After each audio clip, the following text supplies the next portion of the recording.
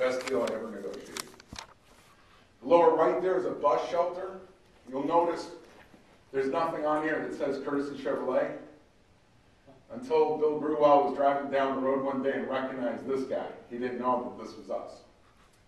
Reason why is because the payments as low as $99 a week. Get free gas per year. You got gas.com. I'll show you how that campaign worked. Consumer guide, approved dealer. This, if you notice, it doesn't say Courtesy Chevrolet. This is a stealth campaign. There's a billboard. There's a bus shelter for the stealth campaign. I go on and on and on, and we'll show you some examples. Now, remember I was talking about URLs and domains? They're like toll-free phone numbers. Let me give you an example. This is a microsite, lead form from a microsite. America's #1 Chevrolet dealer will pay your car buyer referrals. The whole messaging of this campaign was, we will pay you or your designated nonprofit organization up to $300 to refer a friend, relative, neighbor, or coworker that buys a new or used vehicle from Courtesy Chevrolet. Fill in your information, or where do we make the check? Now, tell us about who your friend is that you're going to drop a dime on that we can sell a car to. Simple enough concept, right? These URLs all pointed to the same microsite. But every one of those URLs was attached to promotions and advertising on different websites and in different places on the internet. When I looked at my Google Analytics for this microsite, and I looked at the lead form confirmation page, the page that appears when somebody submits the form, by referring URL, I could see not only how much traffic each one of these sent, but what was the conversion rate from each of the sources where this came from. So for example, you see I haven't read ChevyReferral.com. We blasted that on the radio because it's radio friendly, ChevyReferral.com. Or at least we thought it was until we realized that nobody knows how to spell referral. ChevyReferral.com. Once we realized that, later on we shifted to ChevyFriends.com, ChevyBuyers.com. We tried them all. But it allowed us to analyze which advertising sources were most effective because of the use of multiple domains. There's an example of some of the domains. And some of these, I always like to, full disclosure to you guys, some of these domains I owned before I ever went to work for Courtesy Chevrolet from when I was at Reynolds Web Solutions. I've been collecting domains since 1997. So I have a good set of portfolio of them that I use to help dealers with. For example, I own ToyotaTrucks.com. About 10,000 unique visitors a month go to ToyotaTrucks.com just because of the URL. So when I'm working with a Toyota dealer and they need a little shot in the arm, I would point the ToyotaTrucks.com to their truck inventory. That'll usually pick them up an extra 100 leads a month. A little shot in the arm just to get them going.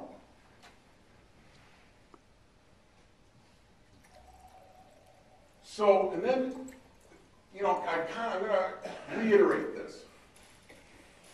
You can't do the stuff I'm talking about with one website.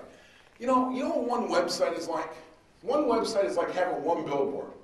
It's a damn good billboard. Man, look at that billboard. It's animated. I got an LCD giant billboard, like one of these TV screen billboards here in Vegas. I got the Mac Daddy killer billboard of all time. That's a lot of dealers that I work with when I first worked with them. They got one website, and it's got everything. It's got every bell and whistle. It's got more ways to get lost and not buy a car than anything I've ever seen. Get rid of this idea that a dealership should have one website. A dealership should have dozens of websites. They should have YouTube channels, blogger pages, WordPress pages, Facebook pages, Twitter profiles with custom graphics. The idea of having one website is so 1998, it makes me want to gag. So lose it. You come to Internet Battle Plan, you want to take this stuff seriously? Ditch that whole bullshit idea that one website is enough, because one is not enough. You have to have multiple websites to be successful in digital marketing at a car dealership, Period. End of story. I'm not even open to discussion on the topic. URL assets. These are the real deal. These are page 1 of 3. The URLs I managed at Courtesy. Page 2, page 3. I want to share something. You see these Tucson Chevrolets? One of my proudest moments. I got away with that for 18 months before General Motors shut us down. We were selling 20 to 35 cars a month in Tucson for 18 months before they figured out what we're doing. And that's because the 2 dealers in Tucson were so asleep at the wheel with digital marketing. It was just rife. It was rife. I had a higher closing rate on leads from Tucson than I did on leads from Phoenix, mostly because of that guy in the back of the room over there.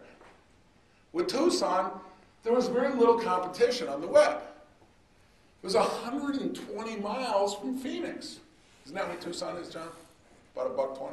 120 miles from Phoenix. My closing rate on Tucson leads was about 15%. My closing rate on leads from Phoenix was about 8%. You need to identify the target-rich environments near your dealership. Where are your happy hunting grounds? What communities are underserved? When I was working for Group 1 Automotive out of Texas, in Lubbock, there are stores in Lubbock, Texas. You know what we realized? Those towns in New Mexico, along the border close to Texas, were our ripest and most fertile sources of conquest business outside of our local markets. Yes, sir? Where did they go to? Who?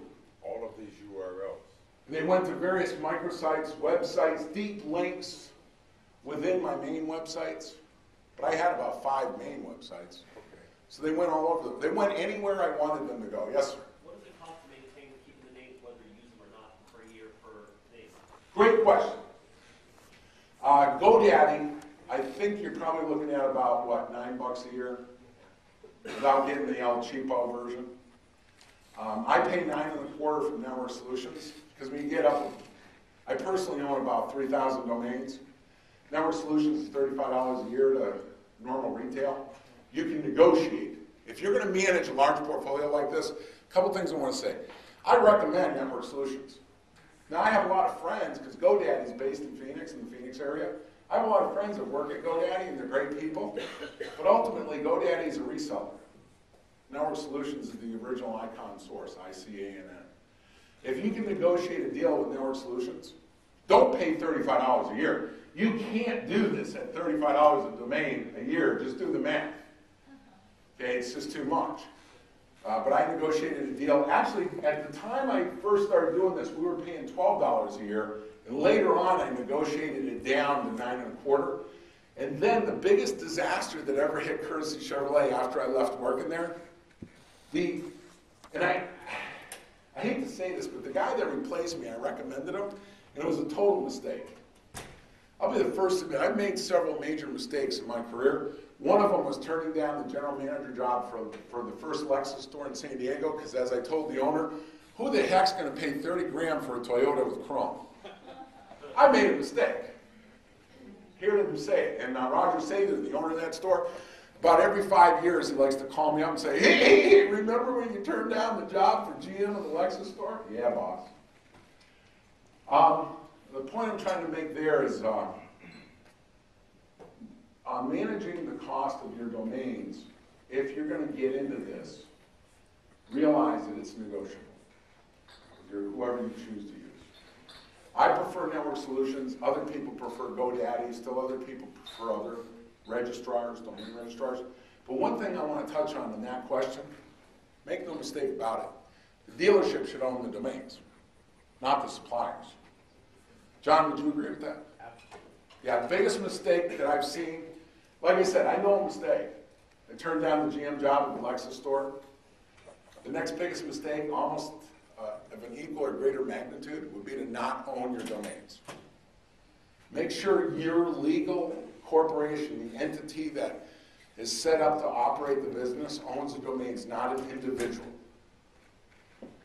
Not an individual. A question, Ralph. Yes, sir. Go back to your previous slide on the bottom left-hand corner. You have one that you own a website called Roach Credit. You got that right, baby. And, well, I like it. Well, it's probably available because we only used that for a little while. It was like an inside joke. Okay. Okay? So certain phone calls that we get in the BDC, sir, you need to go to redroachcredit.com. Well, what's that mean? What's a roach? Sir, that'd be you. So, not everything we did was right. Remember what I started off by saying? Right. You experiment. So we got rid of that. But I will tell you this much. Can you imagine what Power Chevy and PowerDealers.com is? That's AutoNation. In Phoenix, the AutoNation stores are called Power. So we used to use that to poach traffic from Power. There's all the versions of Phoenix Chevy Dealer. That was for our Delix our imitation lead generator site. The message was when you submitted a lead, okay, now we're going to send this out to all the Chevy dealers in Phoenix, and whoever has the best price will be the response that we allow to go to you. Guess who had the best price all the time? You got it, baby. We really did. Absolutely unbeatable? I'm sorry. This is that for John's benefit. But hopefully it answered the question. So leads generated. Let's do a level set here. So when we started, about 2,000, 1,800, 2,100 leads a month.